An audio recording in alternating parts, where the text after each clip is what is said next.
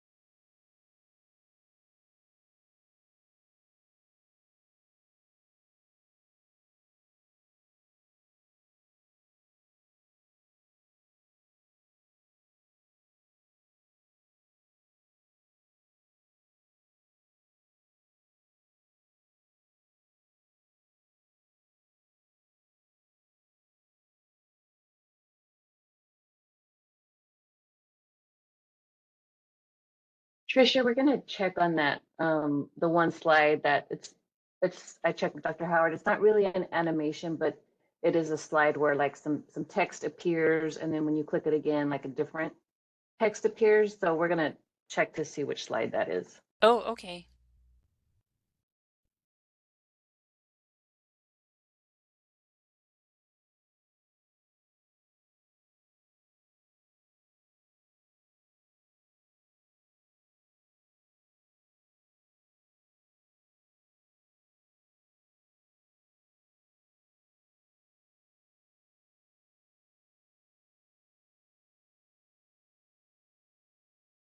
And can you please promote Jackie Smith to presenter? All right, hold on a moment.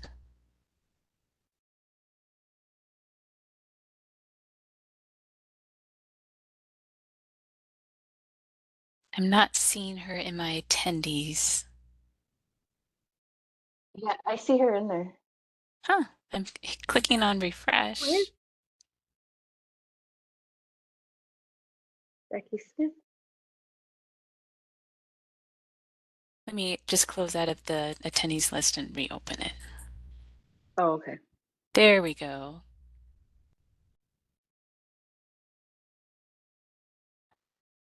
Huh, I'm still not showing her. And she's I in see the her on my list. It's weird. Oh my goodness.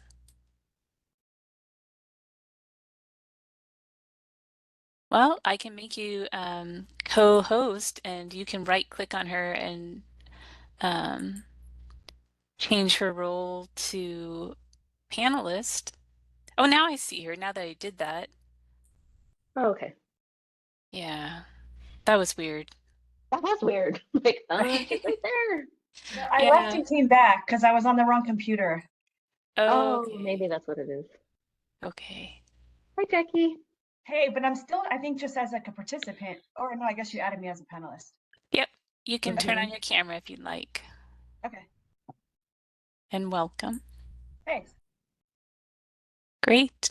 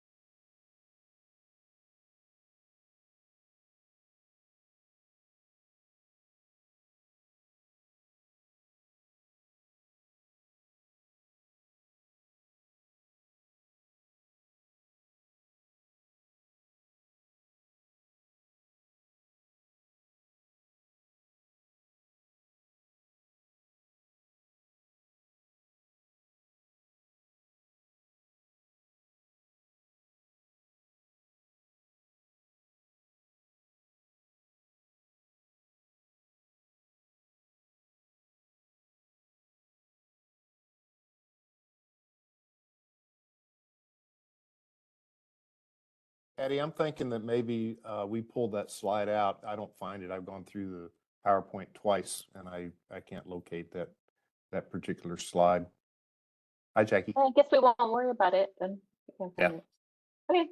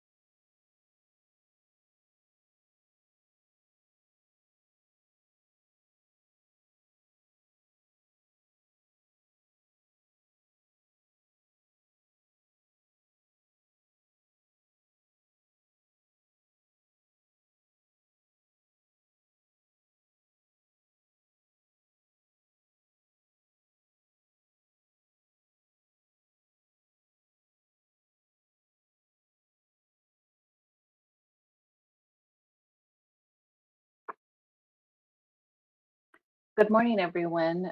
Thank you so much for being here today. Well, it's 11 o'clock, so we'll go ahead and get started. I'm Patty Rodriguez. I'm one of the enforcement managers here at the board. Just want to thank you all for being here today. We know that everyone is just, so busy with patients and clients. So thank you so much for taking the time out of your busy schedule to tune in today. We've been conducting these informational webinars periodically throughout the year to provide you with some useful information should your facility be inspected. And with us today, presenting later on today is going to be Dr. Jim Howard and Jackie Smith. They've been inspecting for many years, and so they're going to be providing some great insight into the inspection process. But before we get into that, we've got a special presentation today from the DEA regarding regulations and record keeping requirements for veterinarians. So presenting today from DEA will be Elena Jacques. She's the Diversion Program Outreach Specialist. Thank you, Elena. And Rosant Farfan. He's the supervisor of the diversion control for the San Diego division. So thank you so much for being here today. I think that you've got some other folks there with you, Elena. I'm not sure if they want to introduce themselves, but thank you everyone for being here. And Elena, if you're ready, I'll go ahead and turn it over to you so we can get started. Sounds great, thank you. Can you hear me? Yes, I can hear you. Perfect, all right. Good morning, everyone, and thank you to the board for having us here today. Again, thank you to everyone who's taken the time out of their busy schedules to attend our information session. My name is Elena, and I'm the Diversion Program Specialist for DEA's San Diego Field Division. My primary role is to engage in outreach with our registrants and provide training such as the one you will be receiving today in order to maintain compliance with the Controlled Substance Act. Next slide, please. All right, first off, we have a quick disclaimer. The contents of this document do not have the force and effect of law and are not meant to bind the public or DEA in any way. This document is intended only to provide clarity to the public regarding existing requirements under United States law. Additionally, I have no financial relationships to disclose. Next slide. A quick copyright disclaimer. This presentation is for educational purposes only. Materials, images, or sounds may be subject to copyright. DEA's use of these materials does not authorize persons outside of DEA to further distribute or use copyright materials. Next slide. First, I'd like to start us off with a map of DEA's 251 domestic offices across the country. All of these offices lie within a field division, and there are approximately 23 field divisions across the United States. Next slide. Additionally, we engage in foreign relations across the world. Additionally, we have 93 foreign offices in 69 different countries across the world. Next slide. The Drug Enforcement Administration.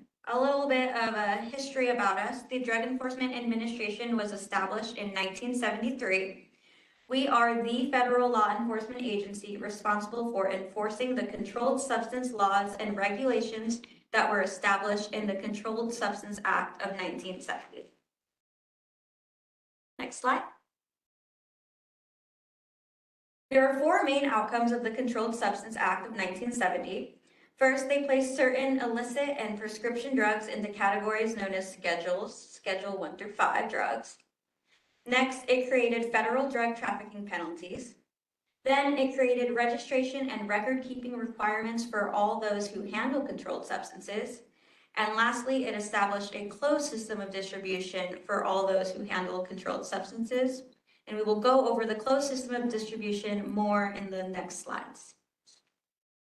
Next slide.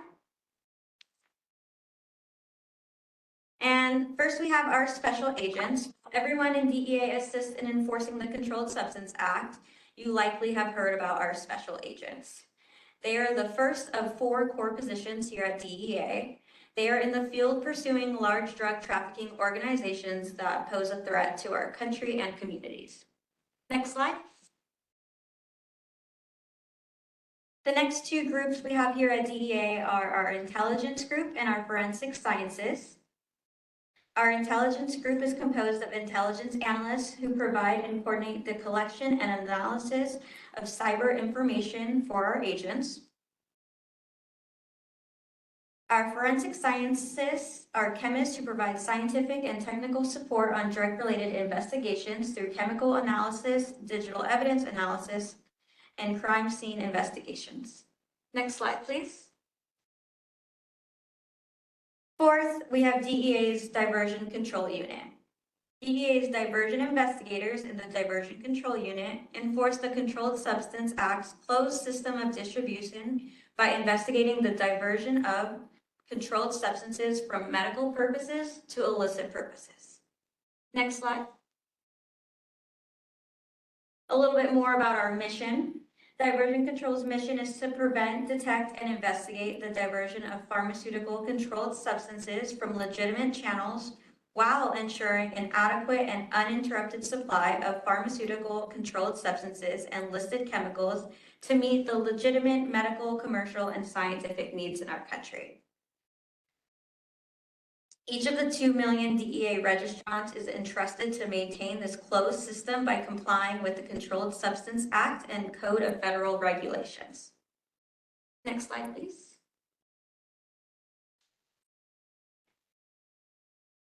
We at DEA uphold the Controlled Substance Act by requiring a closed system of distribution. The closed system of distribution consists of all entities who can import, export, manufacture, or distribute controlled substances. It also includes all entities who are health professionals licensed to dispense, administer, or prescribe controlled substances, such as, but not limited to, veterinarians. And all pharmacies authorized to fill prescriptions must maintain the closed system of distribution. If controlled substances escape this closed system, then diversion has occurred. Under federal law, all entities in the closed system must register with the DEA and abide by the Code of Federal Regulations. Next slide, please. All right, so we have a quick breakdown of California here. So of the 2.1 million registrants across the nation, approximately 229,000 are here in California. Of the 229,000 registrants in California, approximately 7,000 are veterinarians. I provided the picture here to show you a geographical breakdown of the 3 different divisions that are located inside the state of California. Next slide, please. Title 21 Code of Federal Regulations. These are the regulatory laws that have been established by the federal government that those registered with the DEA must comply with. While we won't be able to cover all of these today, we do have a part 2 scheduled in the coming months. Today, we will cover most of these, including registration, record keeping, and inventory requirements, as well as dispensing and prescription requirements, and how to order controlled substances. Next slide. First things first, who is required to register? Every person who manufactures, distributes, dispenses, imports, or exports any controlled substance must register with the DEA. It is important to note that you must not engage in any activity for which registration is required until after the registration is granted and you receive a certificate of registration. Next slide, please. Where can I apply for a DEA registration and find more information?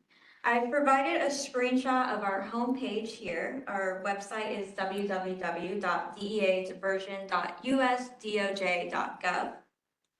All the information you need for registration is located on our website. As you can see with the yellow arrows, there are 2 buttons that will both take you to our registration page. The registration page is a lifeline to the DEA registrant during the renewal or registration process. Next slide, please.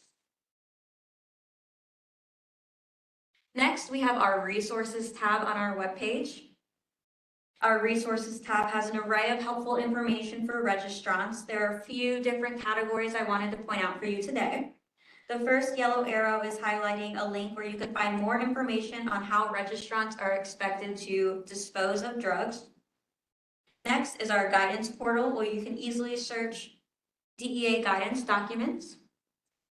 Third, we have an opioid PHE information link, in which PHE stands for Opioid Public Health Emergency Information.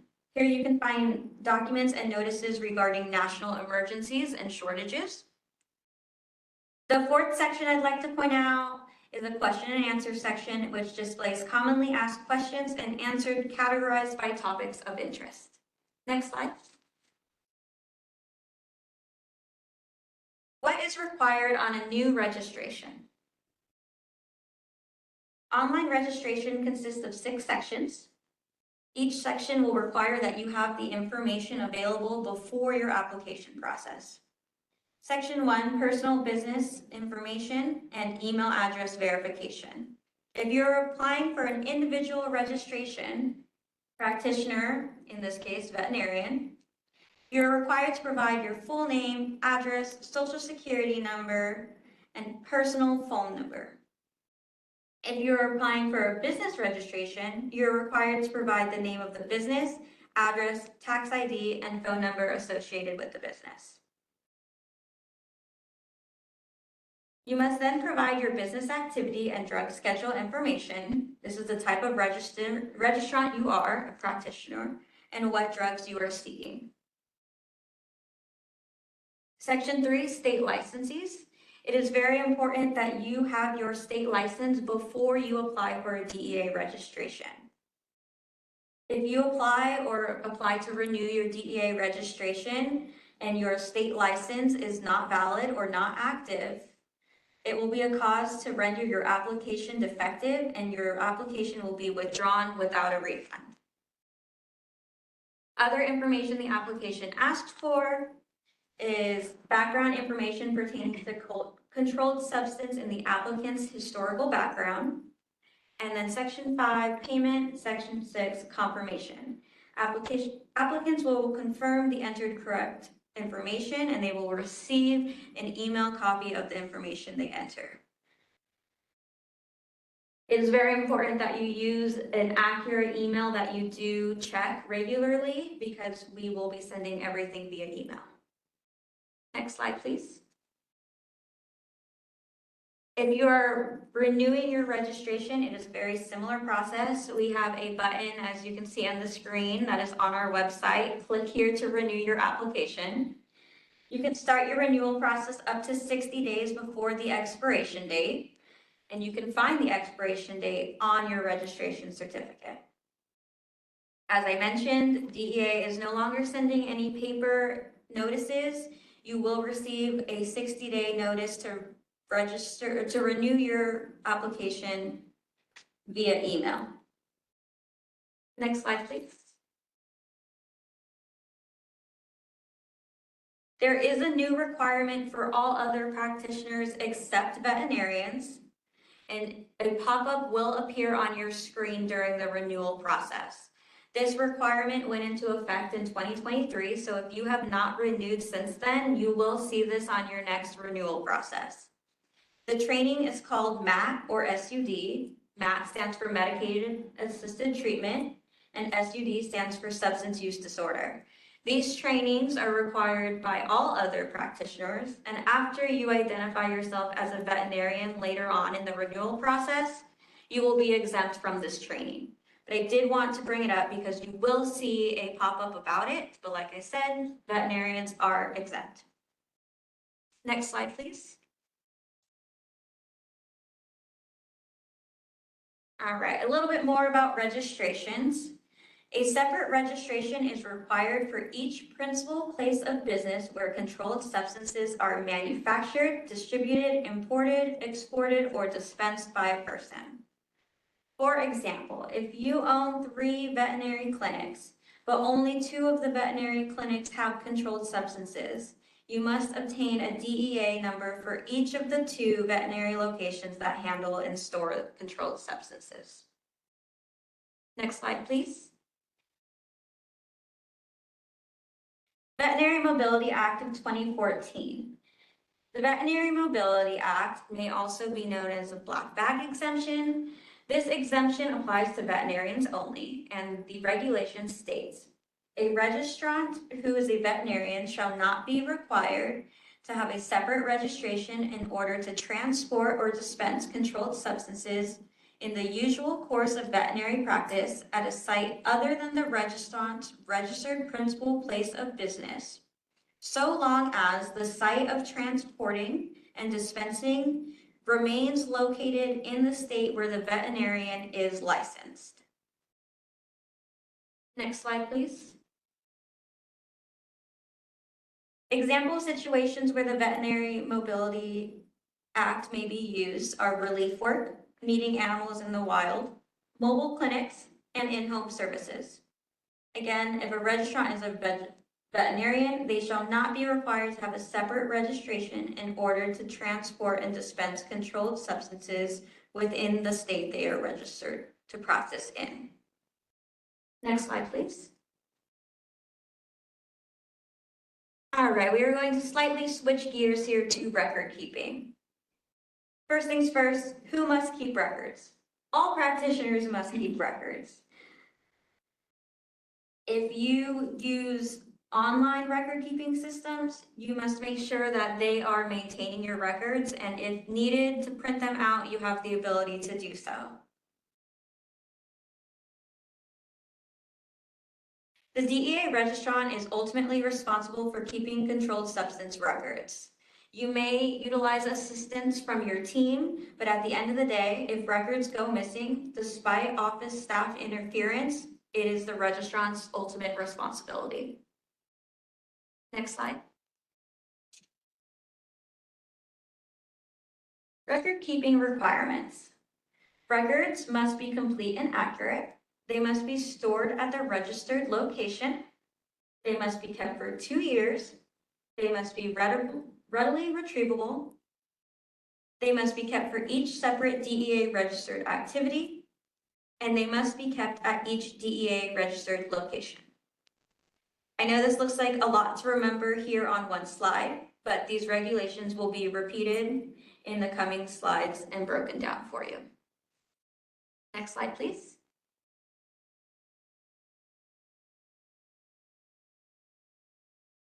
Separate records. It is important to note that Schedule 2 records shall be maintained separately than records for Schedules 3 through 5. Schedule 3 through 5 controlled substance records must be kept separate from all non-controlled drug records or readily retrievable. This means if you have Schedule 3 through 5 controlled substance records with non-controlled records in one pile, there must be some sort of tab, some sort of identifiable asterisk or strike through that determines these are scheduled versus not scheduled. If you cannot do that, it is advised to keep them separate. Do not mix Schedule 3 through 5s with non-controls if they cannot be identified as such. Next slide, please.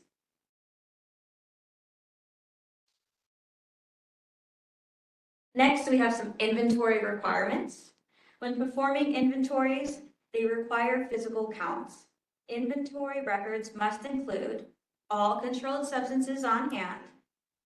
It must include the inventory date, and this date must reflect the actual day of inventory.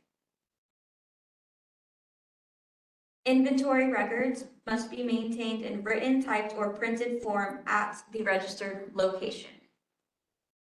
Next slide, please. Initial inventories. An initial inventory is the inventory from the date in which you first engaged in the distribution or dispensing of controlled substances.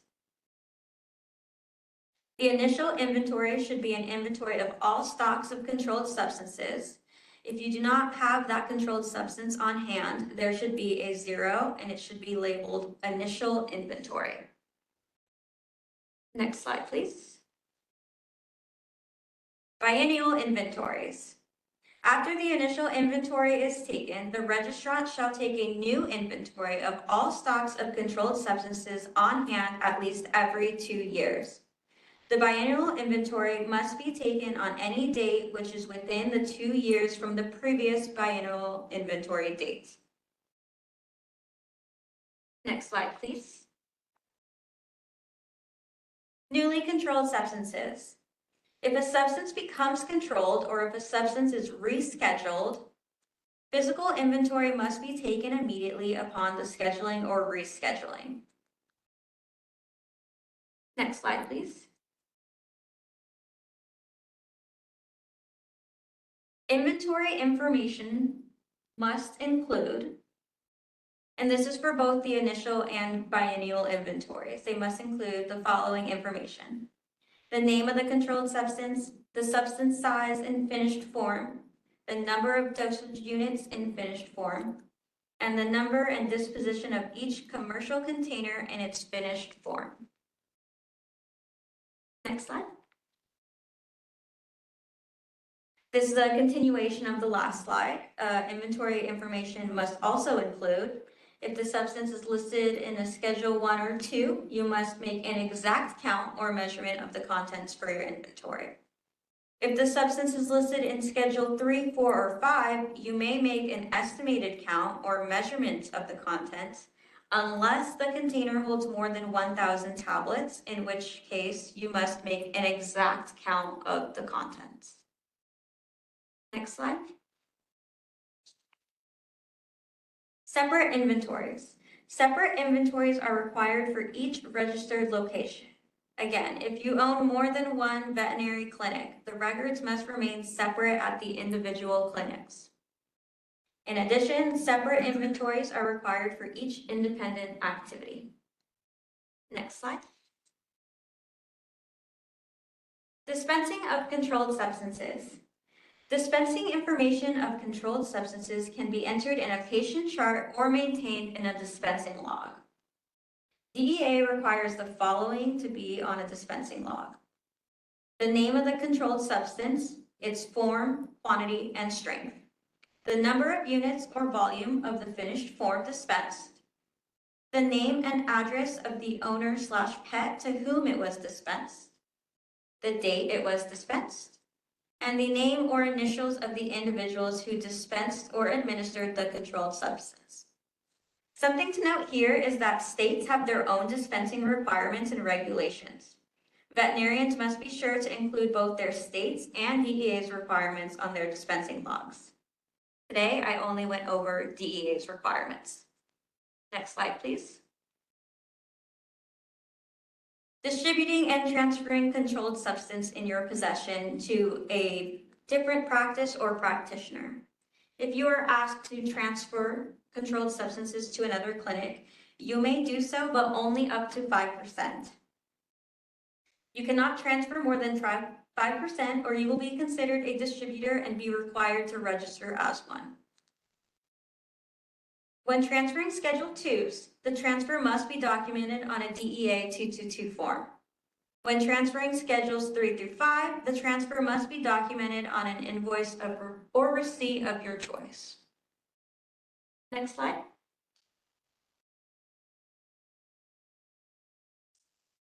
Ordering controlled substances. To order a Schedule 2 controlled substance, you must use a DEA 222 order form.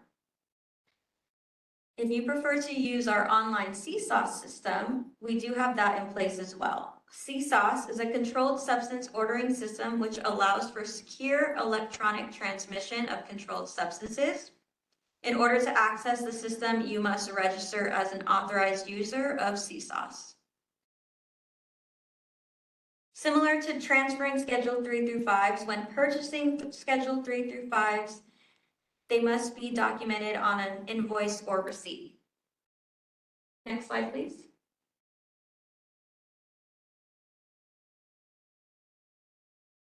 We're going to look a little bit closer at the DEA 222 form here. As we just went over, DEA 222 forms are used for the acquisition and distribution of Schedule 2 controlled substances. DEA 222 forms should never be pre-signed. Think of them as an equivalent to a prescription pad. You don't want anyone getting their hands on them. If you are mailing the DEA 222 form to a supplier for an order, please make sure to make a copy of the original DEA 222 form for your own records. Next slide, please.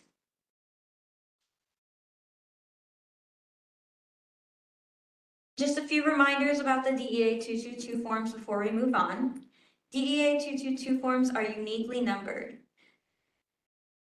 They are only valid for the registered location that is printed on them, and no alterations or corrections can be made on these forms. If you have an address change, these forms must be voided and new forms must be ordered with the correct address on them. Lastly, I just want to reiterate the importance of minimizing access to these forms, as well as the importance of reporting if these forms are stolen or missing. Next slide. Receiving controlled substances scheduled 3 through 5. When receiving orders for controlled substances scheduled 3 through 5, the following details must be recorded on an invoice or receipt: the date received, the name of substance, and the number of units in its finished form. Next slide. A couple prescription requirements here. A controlled substance prescription must be issued by a DEA registered practitioner. A controlled substance prescription must be issued for a legitimate medical purpose.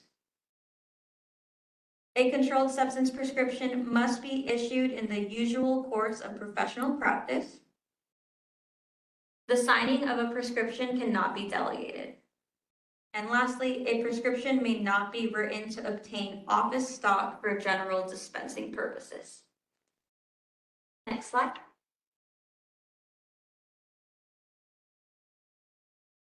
A prescription must contain all of the following information to be valid: a date, the patient's full name, the patient's address, the drug name, drug strength, dosage form, the quantity prescribed, the directions for use, the name of the practitioner, the DEA registered address of the practitioner's DEA registration number, and the practitioner's signature, no stamps. Next slide. All right, now that we have gone over registration and record keeping requirements and regulations, we will quickly discuss what to expect if the DEA arrives to inspect before moving on to the question and answer period. Next slide. Inspections. The Controlled Substance Act authorizes the DEA to inspect controlled premises where registrants may lawfully hold, manufacture, distribute, dispense, administer, or otherwise dispose of controlled substances or listed chemicals. Next slide, please. The procedure. The procedure for inspections is as follows. Inspections are not announced. 2 diversion investigators with credentials will arrive and will present a notice of inspection and ask to speak to the veterinarian in charge. Next slide.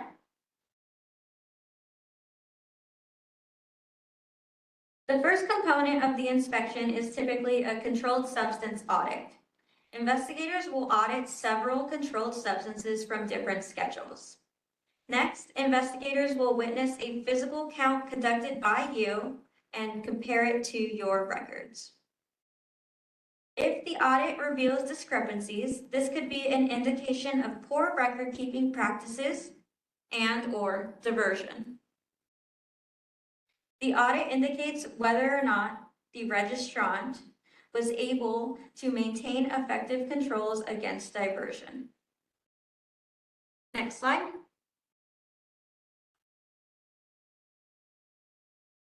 Additionally, during the inspection, the diversion investigator will be asking for all records that were required to be kept for 2 years. So 2 years to the date that they are there. They will inspect various types of records, including but not limited to receiving records, dispensing logs, DEA 222 forms, as well as other DEA forms that are required for things such as theft or disposal. They will also verify the veterinarian's DEA registration, state license, and other legal documents. Next slide. Security requirements. Another component of the inspection is to inspect all overall security that the clinic has in place. The inspection will confirm that effective controls and procedures are in place to guard against theft and diversion of controlled substances. While DEA does have federal security regulations in place, we did not have the time to go over them today. However, we will at a future training. Most commonly, security procedures that are in place involve security systems and safes or substantially locked cabinets for storing controlled substances. Next slide. Post-inspection. Upon the completion of the on-site inspection, the investigators will hold a closing discussion with management. This is done in order to provide a summary of their discoveries and also allows for the registrant to clarify any discrepancies and ask the investigators any questions they may have. Next slide.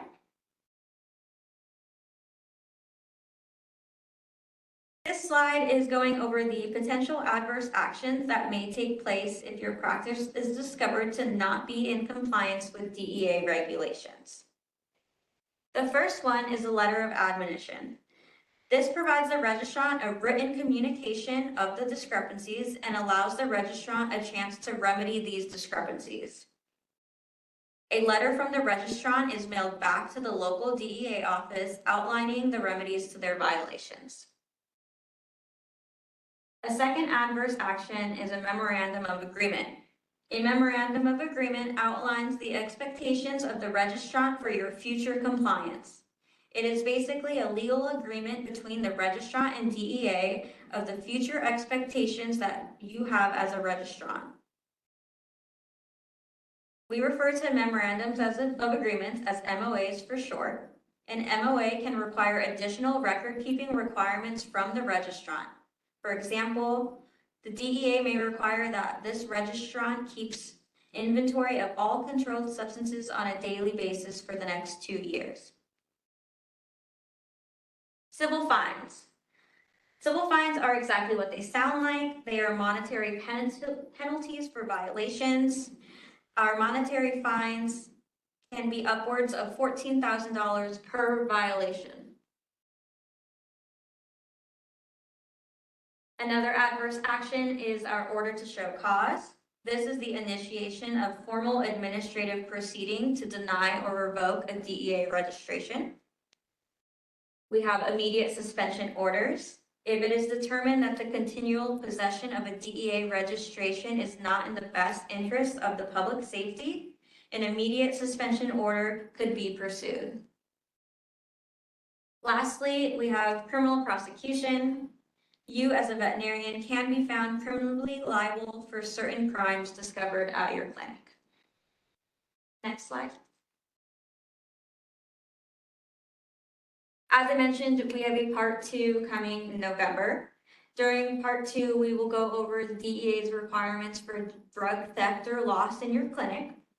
We will also go over the requirements of drug disposal and destruction, security requirements, how to prevent diversion, as well as how to detect diversion, commonly diverted drugs, emerging drug trends, and a quick summary of the fentanyl crisis that has contributed to nearly 70% of all overdose deaths across the nation over the past few years. Next slide.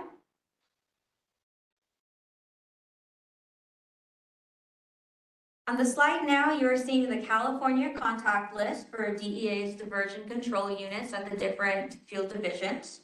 I will leave this slide up for a few in case you need to jot down email addresses and phone numbers.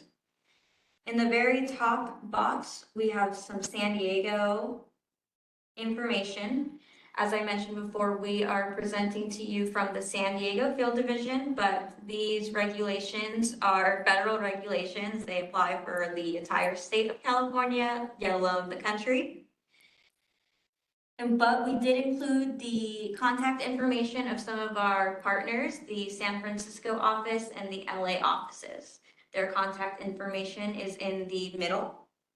And on the very bottom, we have included contact information for myself as well as the 2 other diversion program outreach specialists. Elizabeth is in Los Angeles and Reba is in San Francisco. If you would like a training similar to the one that we did today, you may reach out to me or Reba or Elizabeth, depending on what division your veterinary clinic is associated with, and we can set that up for you. That concludes the informational part of our presentation, and we are now going to move forward to the question and answer portion. Our diversion program manager here in San Diego, Rastant Parfan, will be answering the questions. Thank you.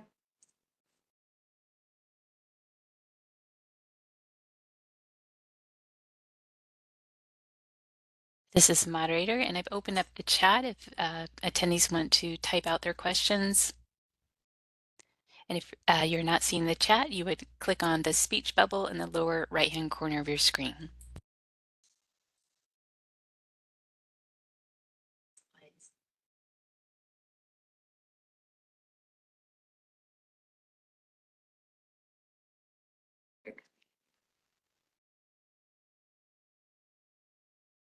Maybe I'll moderate them. Okay, Elena, it looks like we have a question about the slides. Someone's asking if they can get the slides. I believe the answer is no, but I'll let you address that.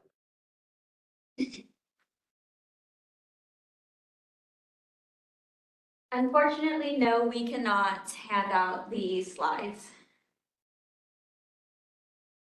Okay, and then contact in Alameda County, was that on the contact list? Or would they just contact someone in San Francisco? San Francisco. Okay.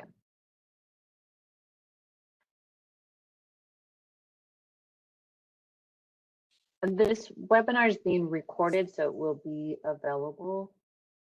It will be posted on the board's website in the coming days.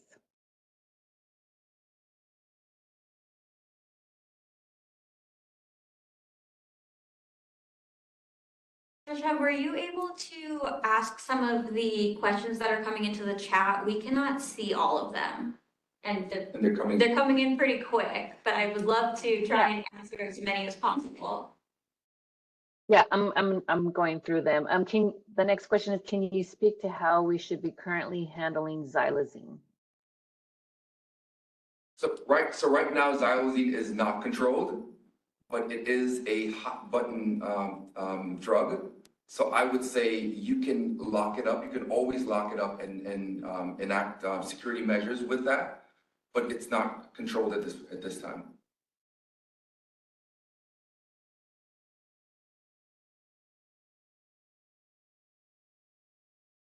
Okay, next question is, what happens when a registrant leaves a facility and all drugs ordered are more than 5% of the controlled substances? Okay, so that question, so if someone is moving and they want to transfer drugs, is that the question? I'm trying to figure out the question. It says, what happens when a registrant leaves a facility and all drugs ordered are more than 5% of the So control? I think that is 2 separate questions. Okay. So the 5% comes in as if you're going to transfer drugs to another entity or another practitioner, you cannot surpass 5%. And if you're relocating, you have to take the drugs with you, or if someone's purchasing your practice, then you would transfer the drugs. As Elena said, if it's a Schedule 2, you'll use a DEA 222 form. And if it's 3 through 5, you will invoice it to the other registrant that may be occupying the space. Hopefully I answered the question. Is it okay if it's more than 5%? If it's in the case of buying a new practice or sell or transferring? If you're transferring to like with a sale or something, it wouldn't necessarily fall under the 5%.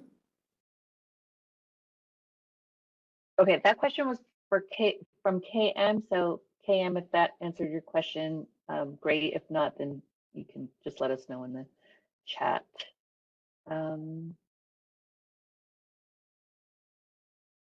Can you please revisit the DEA license for multiple locations such as relief or sister hospitals?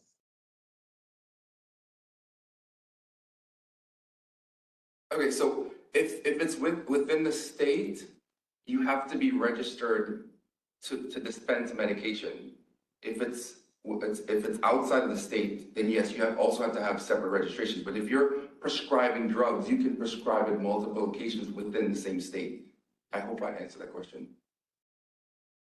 Okay, great, thank you. What are the most common discrepancies you see at hospitals? I'm assuming veterinary facilities. We've seen a lot. We've seen employees who pilfer. We've seen staff that try to cover for them. We've seen employees that move on and they're allowed to move on without any repercussions. And then they go on to another facility and do the same thing, which does not help anything. There's a multitude of things that we've seen at hospitals. Okay, next question is from Teresa Crocker. It says, what is finished product? I'm not sure. Finished product. So the distinction between finished product and raw material would be like in a powder. And if you're in a manufacturing plant or some sort of situation, but the finished product would be in capsules or tablets or pill form. Or liquids, but packaged and not like, like bulk liquid or anything like that. Okay. The next question is, can you expand on the process of transferring Schedule 3 through 5 from one of our clinics to another? Yeah, so if it's a 3 through 5, you would invoice it. And so it would be an invoice from the company that may be going out of business to the new company that already has a DEA registration. And then you can do the transfer on invoice. And make sure you put the DEA number. So it's going from one DEA number to another DEA number. And also remember that you're required to keep records for 2 years. So even after the transaction, the person that's giving up the license has to maintain those records for 2 years.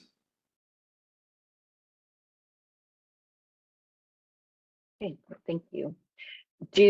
Next question, do relief veterinarians need their own DEA license if the hospital they're working for has one? No, because you can prescribe under a DEA number for the hospital that you're working.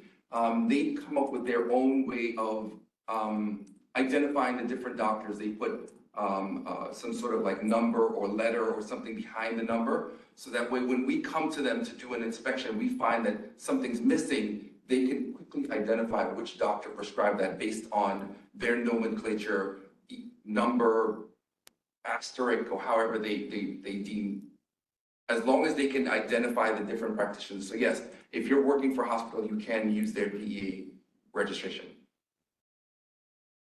Okay, thank you. Next question, can registered veterinary technicians administer controlled substances in a client's home without a DVM present? Are they licensed with DEA? They have a registration or no? Oh, that question was from Katie. Katie, can you answer that question? This is the moderator. I'll look for Katie in the attendee list. Sure. So the thing is, keep in mind that with DEA licenses, they're predicated on state licenses. So we will not give you a DEA license unless you are licensed within the state that you are operating. So I don't know the state requirements for wherever that person is from, if they're from California and the requirements. And this is a moderator. We have multiple Katies, so is it just the name Katie or is there a last name? Katie Taylor. Katie Taylor. Mm-hmm.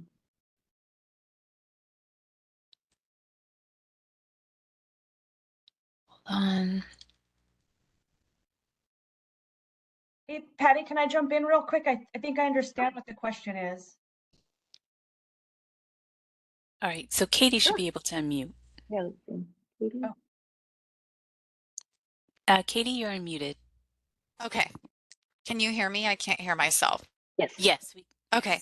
So the question is about, basically it's in-home euthanasia. So my understanding is that a registered veterinary technician does not need a VCPR, the veterinary controlled substance permit, and that they are, without direct supervision of a veterinarian, allowed to dispense and administer controlled substances. So because of the Portability Act, I wondered, does it follow that an RVT can take controlled substances under the direction of a veterinarian, go to a client's home and administer them? So I assume that the drugs used for euthanasia are controlled substances? Some of them, yeah. Okay, and so I would say that, is that something that you guys typically see within the veterinary community? Probably not, no. Okay, and But there is a demand, and yeah, there's a demand. And so what kind of licenses are the veterinary techs? I don't know what kind of licenses you guys would They have. have the terminal degree in their field for veterinary nursing. They are licensed by the state, the Veterinary Medical Board. It exempts them from having a controlled substance permit that other non-licensed assistants have to have in order to administer controlled substances. The Practice Act does allow them to administer controlled substances at the direction of a veterinarian without direct supervision. Okay.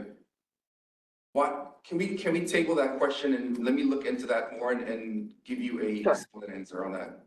If I could interject for a second, this is Dr. Howard. I'm an inspector with the board. So this question's come up before. The problem with an RVT going out alone and euthanizing an animal using pentobarbital or another controlled substance is that they do not possess a DEA registration. And the Veterinary Portability Act of 2014 is interpreted the way it was written, and that is it applies to registrants. And if you don't have a registration, you can't carry the drugs into a client's home. And that's the stop on RVTs going out unsupervised without a veterinarian. Okay, understood. Thank you. Yep. Thank you. Awesome. Thank you, Dr. Howard.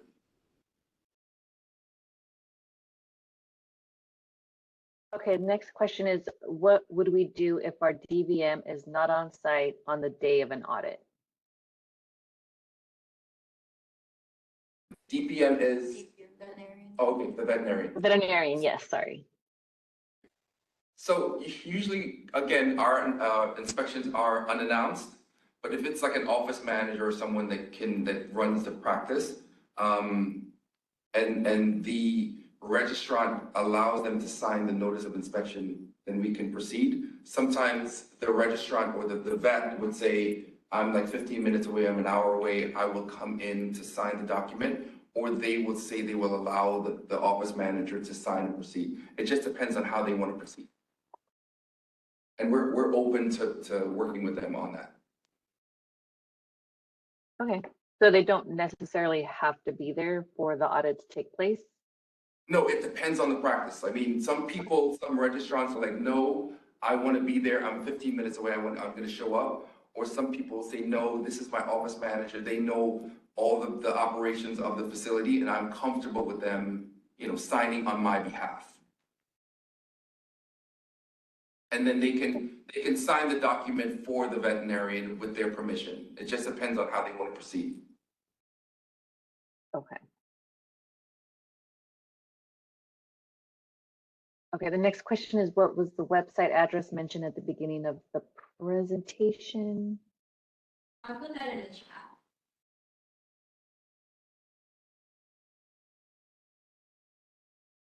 Was that just the general DEA website? Yeah, she's gonna put it in the chat.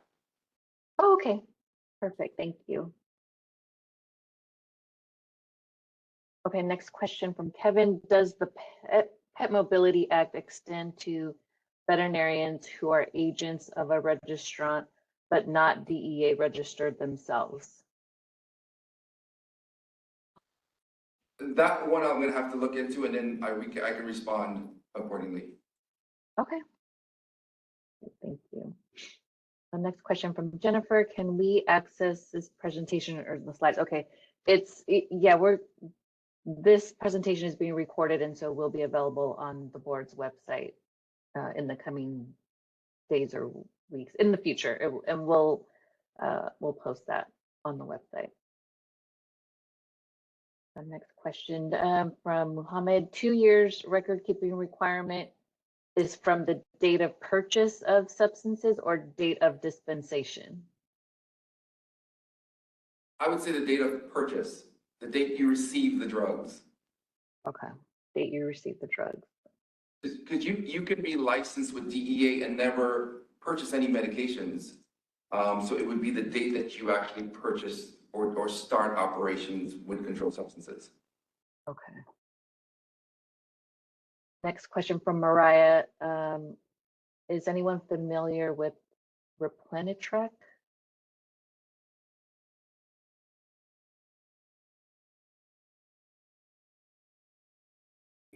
No. No, okay.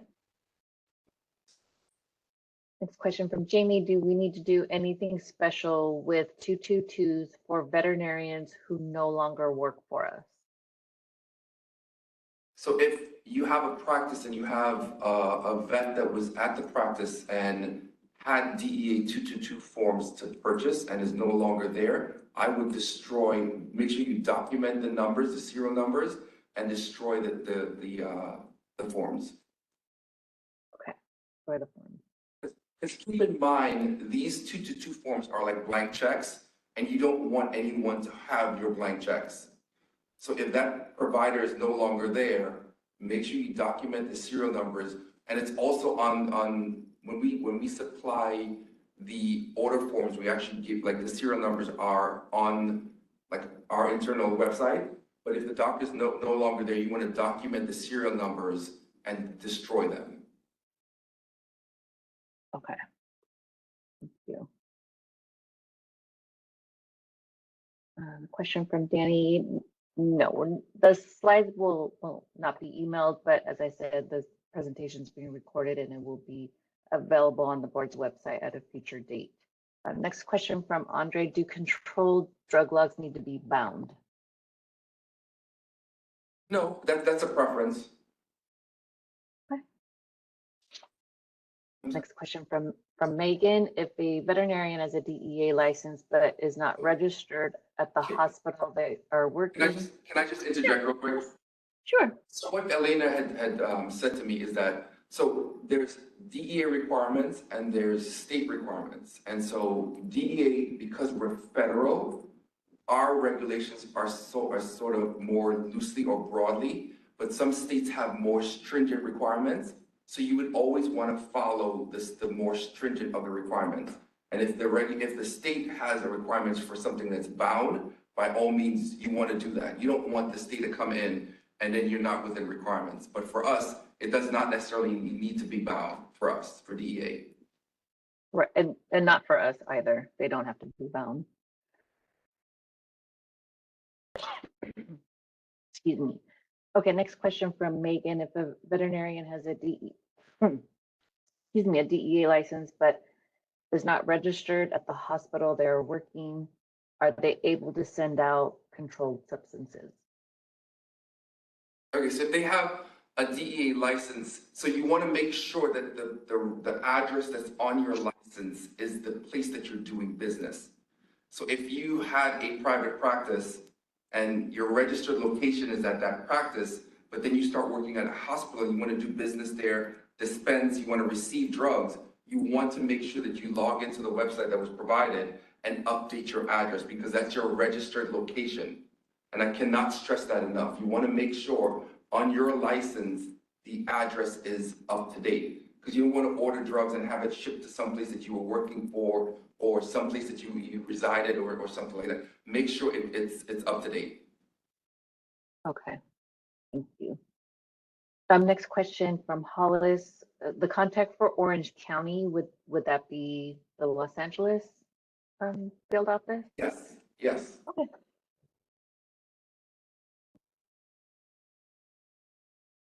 Okay, next question from Lindsay. Confirming controlled substance logs only need to be kept on the truck for 2 years for class 3 through 5 drugs. Correct, yes. But again, some states require that you keep it longer, so you want to make sure that you are operating within the confines of the state that you're in and the DEA. So if the state requires you to keep it for 5 years, you should keep it for 5 years. Okay. Next question from Jay Choi. Is the prescription copy also kept for 2 years or 3 years as medical record keeping? Yes, so our requirements are 2 years, and again, you want to make sure that you are you are complying with the state that you're in, or the, yes, to make sure if they require you keep it for 5 years, that it's kept for 5 years. But for us, 2 years. Yeah, so in California, if that's part of the medical record, then the requirement in California is you maintain that medical record for 3 years. Okay, Sarah's asking if we can go back to the record keeping requirements slide. Tricia, if we can put that one up for a little bit. I'm sorry, what slide would you like? The record keeping requirements Okay. slide. Oops.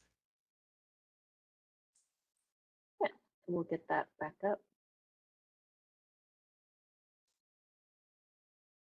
Okay, next question from Katie. For a relief veterinarian, is having just one DEA license at their primary facility adequate? How do you navigate working at multiple practices? That's actually a really good question. So the thing is, you have to keep in mind is that within the state that you're in, you can prescribe anywhere within the state.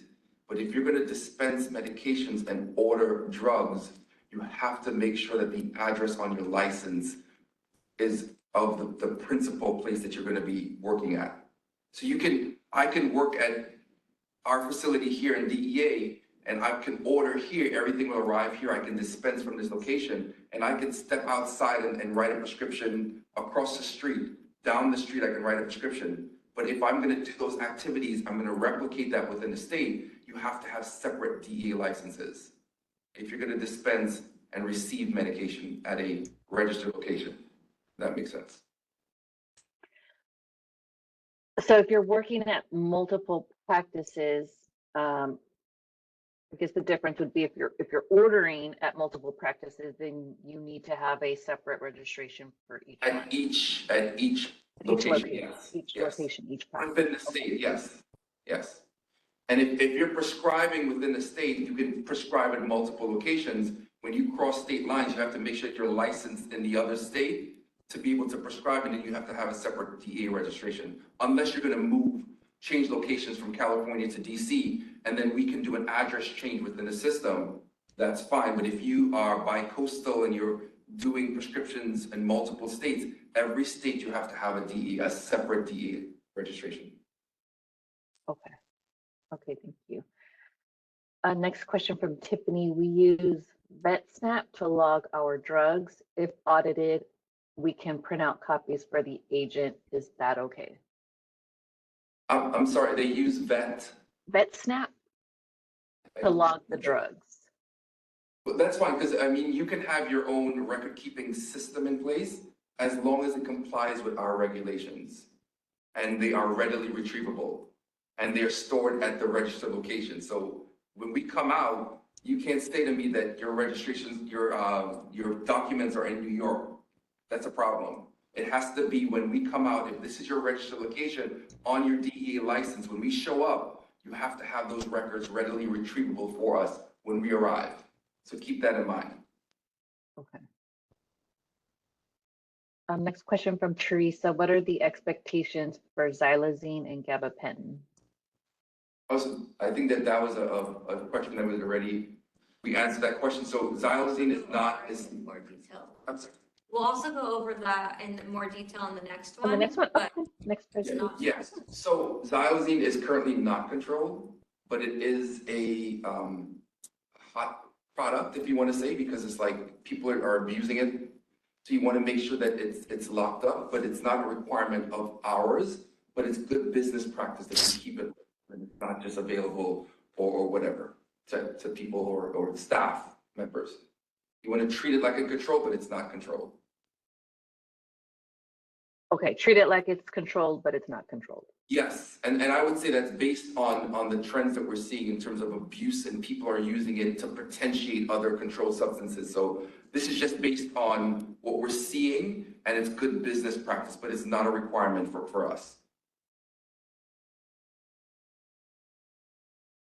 Okay. I think we had someone's asking about the contact list. That was a while ago, but I think we had it up for quite a bit. But if anyone still needs it, we can put that one back up. Yes, there'll be a link to rewatch in the future. Next question is from Carlisle. I'm just now learning about the inventory requirement. We thought that the daily records took care of that. How do I remedy the issue if we have not been doing biannual inventory? So Well, actually for that, if I could just real quick, we do have a biannual inventory log on the board's website. So if you haven't been doing it, like do it today. And you can use the form that's on the board's website. So there's a blank form and then there's also an example of how to fill one out. awesome, awesome. A lot of times when we go out to facilities and we find record keeping violations, it's not that we got you. It's that we want to make sure that we educate you. So this forum provides the education that you guys need. So absolutely utilize the board's form and make sure going forward, now that you're educated, that you're doing the right thing as it relates to biennial inventory. Okay, great. Next question from Brenda. Is there a handout? No, we don't have any handouts from today's presentation. Next question from Shannon. Oh, for an address change on a 222, do we need to keep the forms with the old address for 2 years? No, if you're doing an address change and you have defunct forms, you can hold on to them, or you can write down the serial numbers, but you can maintain it as long as the person is still there. If it's your license, you can hold it for 2 years, because when we come out, we would want to just verify that you had these DA order forms and we still have them, but we changed locations, but we still have them because they're within the 2 years. Okay, great. Next question from Sarah. Should veterinarians' DEA license be kept privately or posted where any employee can see it? If that's a personal preference, but for me, if it was me, I would sort of keep it private. I would, unless someone needs to know what the number is.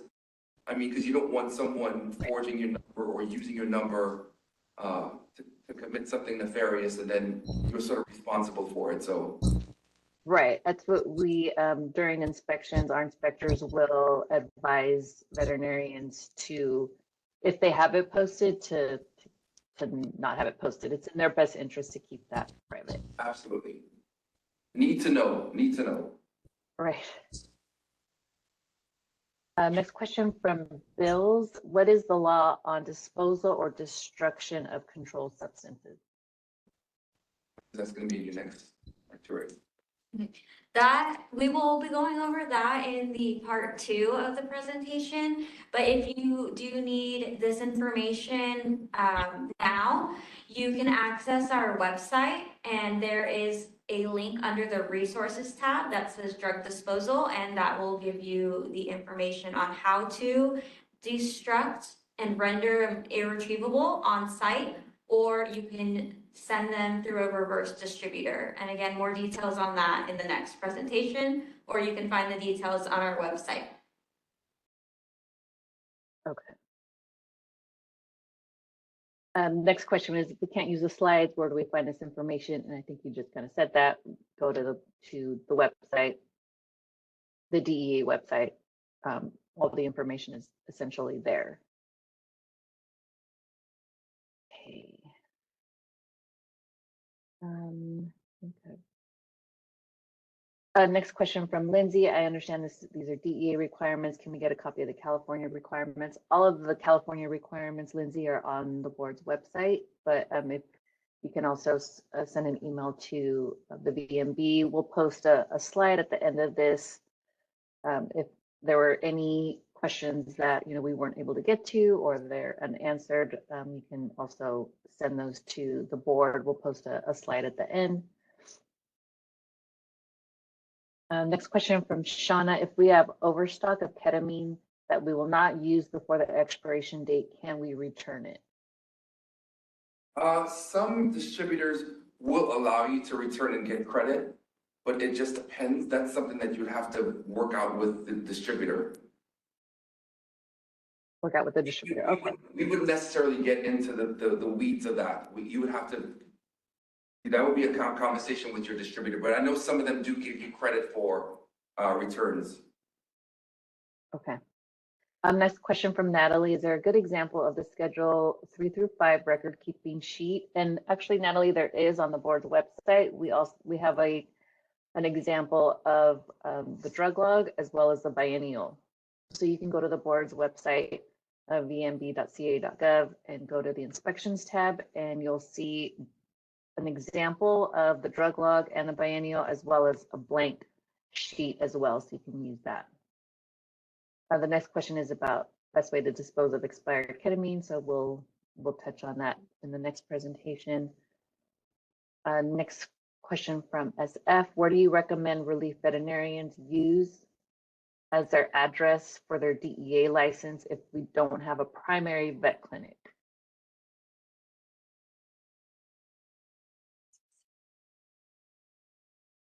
So I would choose a location. I mean, because if you're working in 3 locations, just choose one. But I mean, if you're not dispensing and purchasing drugs, I mean, it's really not that serious. Some people will have it as their home address if they're in between practices. But again, once you start ordering and receiving drugs, or if we wanted to show up at your location, you want to make sure that the address is accurate. And it should be one of the locations where we can find you. The home address, it does work, but you have to remember that you are granting access to a search warrant of your home for if something goes awry. But we do accept the home address. It is just less common.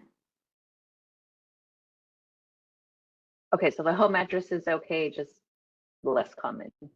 Okay.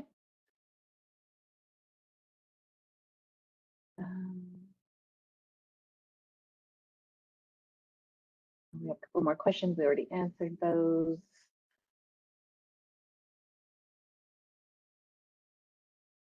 Next question from Tiffany. Is there a limit to how much controlled drugs we can send home for a patient? For example, is it okay to send home a month's worth of hydrocodone for a coughing patient? So DEA, we don't get involved in the relationship that you have with your patient, if that makes sense, because we're not physicians. We're not physicians. So I can't tell you how much to send to a patient. I don't know what the needs of the patient is. You know that more than anyone. But I will just say that just make sure that you use caution. But I mean, that's between you and your patient. We're not going to get involved in telling you as a physician what is the required amount or what's the best amount to send to your patient.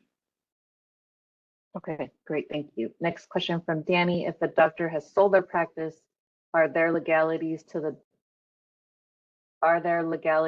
doctor who has controlled substance? So the doctor that's selling or the doctor that's receiving, or? Danny, maybe you can.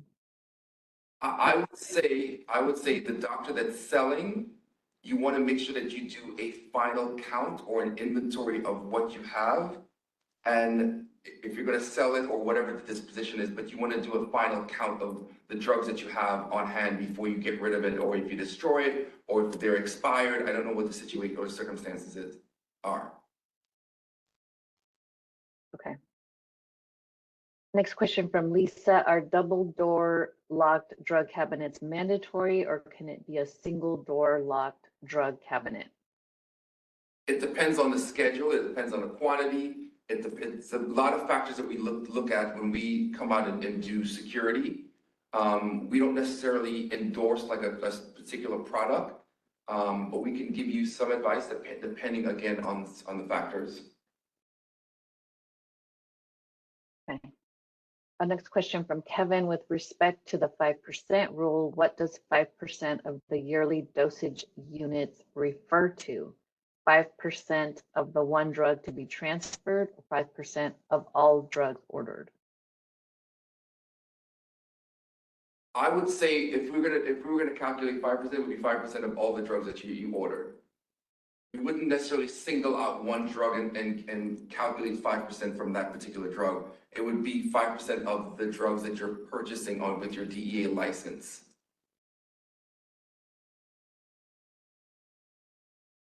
Okay. Next question from Grant Miller. Can registrants transfer drugs to one another? Yes, you can transfer, as Elena alluded to in her presentation. If it's a Schedule 2, it would be on a DEA order form or DEA 222 form. And if it's 3 through 5, you would invoice it. On the invoice, make sure you want to put both DEA numbers, the transferee and where you're transferring it to. The two numbers should be on the invoice. If we came in to do an audit, we want to know where those drugs went. On that invoice, you can say to us, we transferred whatever it is to this number, and this is the information on the invoice, because the document should stand on their own. So that invoice would tell us where the drugs went. And if we wanted to, we could verify, we can call up, we can look at it, in the system, we could show up at the other location and verify that the drugs did go to that facility or location. Okay. Next question from Carrie. Is VetSnap recognized in California as sufficient record keeping? Carrie, we'll touch on that in the next section here. Next question, do drugs need to be removed from mobile vehicles daily? With the Mobility Act, yeah, you want to take it back to the registered location. If it's housed at a registered location, you don't want to leave it somewhere that doesn't have the security requirements, or just arbitrarily leave it somewhere. You want to take it back at the end of the day or the shift or whatever, and lock it up. Okay, next question from Karen. Do controlled substance logs need to be locked up? If yes, can they be kept in the same location as the controlled substances? So yes, so you want to maintain some sort of like security on your paperwork, because you don't want anyone to have access to your paperwork to manipulate data or something, come behind you and change something. Or it could be an employee that works for you that may be stealing, and then they can go in behind you and change the records to reflect something that it's not. As far as keeping paperwork with drugs, that would be by simply sending us a letter saying, hey, this is my intention. I want to keep it in the safe with the drugs, but the drugs should be kept separate. So you can keep the paperwork locked in a drawer, the drugs in a safe. If you wanted to commingle them, keep them together, just send us a letter saying these are my intentions to keep the paperwork in the safe, and then that will be fine. Okay. I think we'll do one more question and then we'll move on to the inspection presentation. Next question from Tiffany. How do we decide what percentage of the bottle is okay or is considered okay to be missing? In my experience, we've used 10% as a general rule. If after running many reports and confirming all dose taken from the bottle, we cannot find an amount less than 10%, we consider it an acceptable loss. That would be something that the actual practice would decide, based on their volume and what they do. Because I mean, maybe if you have some sort of, I don't know, dispensing machine that crushes like a couple of pills, or they get like fall behind something or something, you would have to decide what's acceptable, an acceptable loss, and you would have to justify. Because if we came out to do an inspection and you have huge losses and you cannot tell us where those drugs have gone or where they are, then you have a problem. And if it's something that is an unacceptable loss, you want to make sure that you notify us via a DA 106. I'm sorry, can you say that? Can you say that again with the what? A DA 106 form is a DA form where you notify DEA of a loss or theft in controlled substances. And I think Elena is going to be the next. Yes, we will go over the DEA Form 106 for theft and loss of controlled substances in the next presentation. But again, if this is information you would like access to at this moment, again, on our resources tab on our DEA diversion website, there is a section that is titled theft and loss, and it will disclose the step-by-step instructions as well as the form that is required to provide to us. Okay, great.